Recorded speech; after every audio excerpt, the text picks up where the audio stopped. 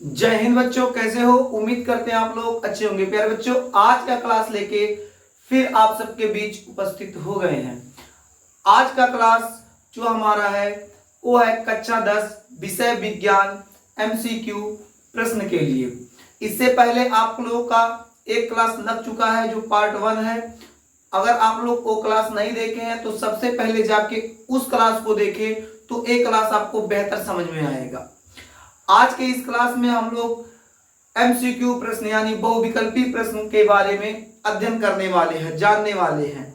आप लोग को जो सीट दिया गया था उसमें जो धातु अधातु वाला चैप्टर है, उस चैप्टर के बारे में आज के क्लास में हम लोग अध्ययन करेंगे। उससे संबंधित बहुविकल्पी प्रश्न को इस क्लास में हम लोग देखेंगे।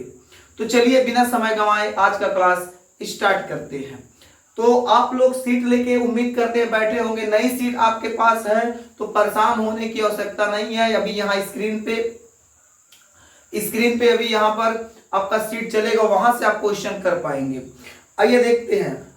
आप लोग का जो सीट है उसमें देखेंगे आपका हेडिंग है धातु तथा अधातु। उसके बाद आपका क्वेश्चन है क्वेश्चन नंबर 28 यानी क्वेश्चन नंबर 28 है एंटी मनी है। देखिए इसमें आपका सन भी डाल दिया गया है, कौन से सन में कौन सा क्वेश्चन कब पूछा गया है पूरा इसमें डाल दिया गया है, ताकि आप लोगों को अच्छे तरीके से समझ में आए प्रश्न कब पूछा गया है वो भी आपको पता रहे। तो क्वेश्चन नंबर 28 है एंटी मनी है। ऑप्शन दे दिया है। ऑप्शन आपका क्या है बालक? धातु, अधातु, उपधातु, मिश्र धातु।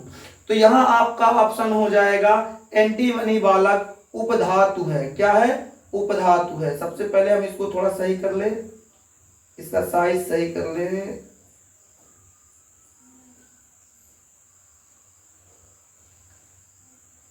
तो एंटीमनी आपका क्या है बालक? उपधातु है। उपधातु पे आप लोग सही कर लेंगे, ठीक है। इसका कलर चेंज कर देते हैं ताकि आपको अच्छे से समझ में आए, ब्लैक नहीं चल पाएगा। अगला प्रश्न देखेंगे तो अगला प्रश्न क्या है? अगला प्रश्न आपका है निम्नलिखित में से कौन सी धातु ठंडे जल से क्रिया करके हाइड्रोजन गैस निकालती है? प्रश्न क्या कह रहा है? क्वेश्चन नंबर 29 अगर आप देखेंगे तो कह रहा है निम्नलिखित में से कौन सी धातु ठंडे जल से क्रिया करके हाइड्रोजन गैस निकालती है। यहां आप ऑप्शन देखेंगे तांबा, सोना, पोटेशियम, एल्यूमिनियम। तो आपका क्या हो जाएगा? यहाँ ऑप्शन नंबर आपका सी सही है, पोटेशियम। क्या सही है बालक? पोटेशियम। तो पोटेशियम को आप लोग सही कर लीजिए। क्या सही है? पोटेशियम सही है। अगला आपका जो क्वेश्चन है 30, उसको देखो क्या वो क्वेश्चन क्या कह रहा है? कह रहा है क्लोरीन अणु में उपस्थित आबंध है। प्रश्न क्या कह रहा है बालक? क्लोरीन अणु में उपस्थित आबंध है। जब आपको हम क्लास में पढ़ा रहे थे तभी बताए थे क्लोरीन बंध में जो आबंध उपस्थित होता है एकल बंध यानी सिंगल बॉन्ड होता है। ऑप्शन आके चेक कर लेते, देखते हैं हमारे ऑप्शन में है क्या। पहला ऑप्शन है आयनिक आबंध, नहीं होगा। दूसरा ऑप्शन है एक संयोजक आबंध, बालक यही बिल्कुल होगा, बाकी ऑप्शन पढ़ने की कोई जरूरत ही नहीं है।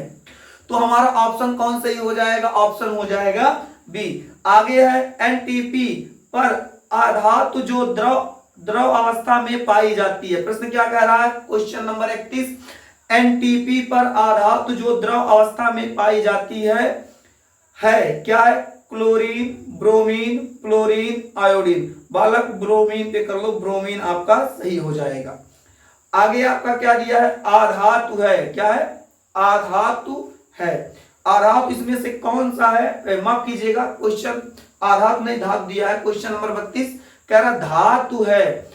क्या है आपका? BLISIO। बी फॉर क्या हो जाएगा बालक? बी फॉर हो जाएगा आपका बोरान, लिथियम, सिलिकॉन और उसके बाद क्या हो जाएगा आपका? ऑक्सीजन। तो यहाँ आपका क्या है? धातु है। तो धातु क्या होता है बालक? लिथियम। लिथियम पे क्या होता है? लिथियम पे होता है आपका, लिथियम पर प्लस आयन होता है। क्या होता है? प्लस आयन होता है। ठीक है, आपको बताया गया था धातु क्या होता है, धातु को कैसे पहचानेंगे। तो धातु को पहचानने का अच्छा तरीका क्या है बालक? उसके ऊपर कौन सा आयन होना चाहिए? प्लस आयन होना चाहिए। कौन सा आयन होना चाहिए? Plus ion. अगर किसी एलिमेंट के ऊपर प्लस आयन है तो आपका क्या हो जाएगा? धातु। मेरे देश के अच्छे बच्चे, उम्मीद करते हैं आप लोग को समझ में आ रहा होगा। समझ में आए तो कमेंट में एक बार जरूर बता दे कि जी सर बिल्कुल समझ में आ रहा है। आपका कमेंट जो होता है उस कमेंट को जब पढ़ते हैं तो उससे पता चलता है कि हाँ कौन से विद्यार्थी को समझ में आ रहा है, किस विद्यार्थी को समझ में नहीं आ रहा है। ठीक है, और किसी प्रकार का प्रश्न हो तो बेहिचक आप लोग क्या कीजिएगा, कमेंट में कोई प्रश्न हो तो पूछ सकते हैं। ठीक है, अगर वीडियो की क्वालिटी में या फिर किसी प्रकार की समस्या हो आपके अध्ययन से संबंधित तो आप प्रश्न कर सकते हैं, आपका जवाब दिया जाएगा, क्योंकि हर बच्चे का कमेंट बहुत बारीकी से पढ़ा जाता है। आते हैं क्वेश्चन नंबर 33 पर। क्वेश्चन नंबर 33 कह रहा है आधातु है। इसमें क्या दिया है, के मतलब potassium, F fluorine, L aluminium, आगे आपका डी दिया है Na सोडियम। तो कह रहा अधातु है, तो अधातु में देखो बाबू आपका यहाँ पोटेशियम आपका जो होगा वो धातु हो जाएगा, Al जो होगा वो धातु हो जाएगा, Na यानी सोडियम जो होगा धातु हो जाएगा। बचा क्या आपका F क्या होता है यानी फ्लोरीन, इस पर माइनस चार्ज होता है। ठीक है, इस पे माइनस आयन होता है, इसलिए ए आपका क्या हो जाएगा, अधातु हो जाएगा। यानी हमारा ऑप्शन नंबर कौन सही है, ऑप्शन नंबर बालक बी वाला सही है। ठीक है, आगे देखते हैं। इतना इरेज कर दे ताकि वो आपको समझ में आता रहे।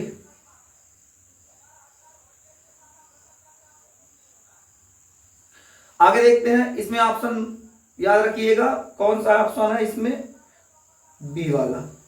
आगे है निम्नलिखित में से कौन सा उष्मा का कुचालक होता है, निम्नलिखित में से कौन सा उष्मा का कुचालक होता है, मरकरी, इसके साथ साथ कह रहा मिश्र धातु, लेड, लोहा।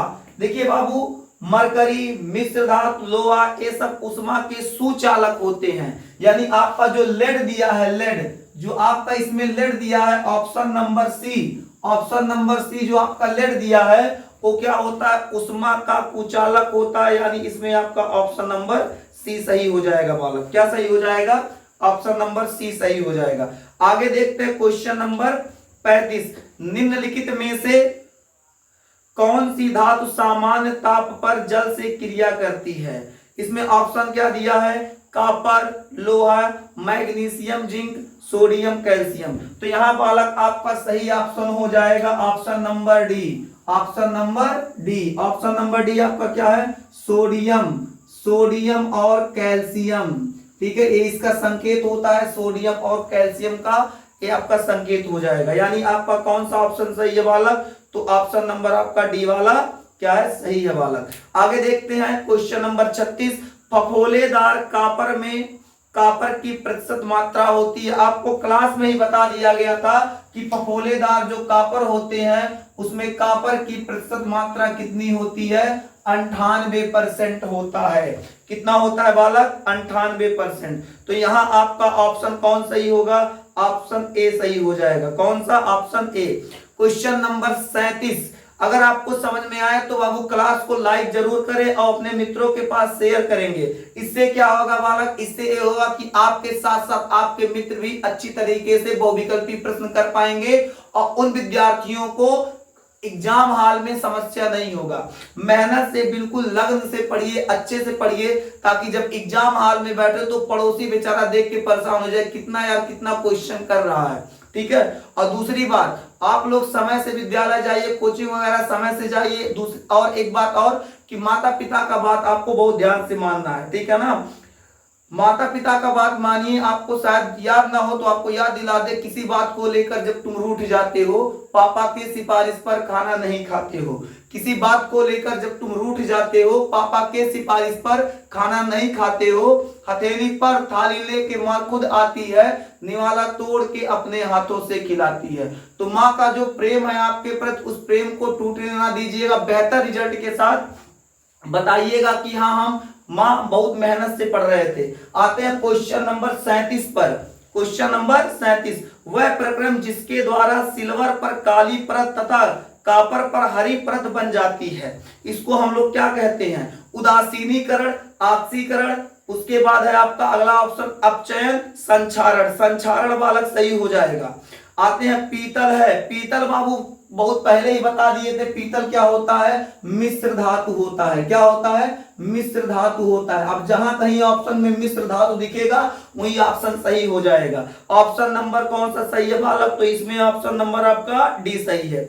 आगे देखते हैं क्वेश्चन नंबर 39, निम्नलिखित में से कौन सी धातु कमरे के ताप पर ठोस अवस्था में नहीं होती है, नहीं होती है कहा बालक, यानी आपका ये हो जाएगा ऑप्शन नंबर बी मरकरी।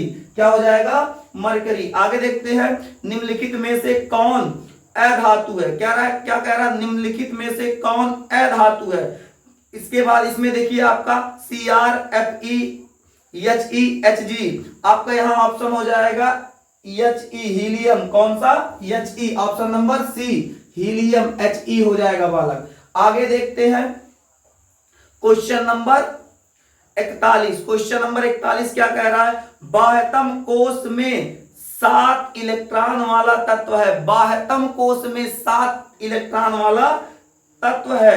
देखिए जिसके बाह्यतम कोश में 7 इलेक्ट्रॉन होता है बालक, वो क्या होता है, अधातु होता है। बता चुके हैं, जैसे एग्जांपल के लिए आपको बताए थे क्लोरीन, क्या बताए थे, क्लोरीन। क्लोरीन क्या क्या होता है, परमाणु क्रमांक 17 होता है। अब इसका अगर इलेक्ट्रॉनिक विन्यास करते हो बालक, इसका इलेक्ट्रॉनिक विन्यास तो 2 8 10 7 17, बाह्यतम कोश में कितना आ रहा है इलेक्ट्रॉन, तो 7 इलेक्ट्रॉन। तो ऐसे एलिमेंट को हम लोग क्या कहते हैं, अधातु कहते हैं। क्या कहते हैं बालक, अधातु कहते हैं, याद होगा आप लोगों को। तो यहां देखेंगे ऑप्शन नंबर कौन सा सही है, पहला है अधातु, धातु, उपधातु, सक्रिय गैस। बाबू पहला ही ऑप्शन आपका क्या हो जाएगा, सही हो जाएगा। आपका यहाँ आपका केमिस्ट्री का तीसरा लेसन बाबू कंप्लीट होता है। अब यहां से चालू होगा क्वेश्चन नंबर 42 से आपका चौथा लेसन जो है आपका कार्बन तथा उसके यौगिक। क्या है, कार्बन तथा उसके यौगिक। वीडियो लंबा हो जाता है इसलिए वीडियो छोटा रखेंगे ताकि आपको अच्छे से समझ में आए। थोड़ा थोड़ा करके आप रिवाइज करते रहिए, क्वेश्चन सॉल्व करते रहिए।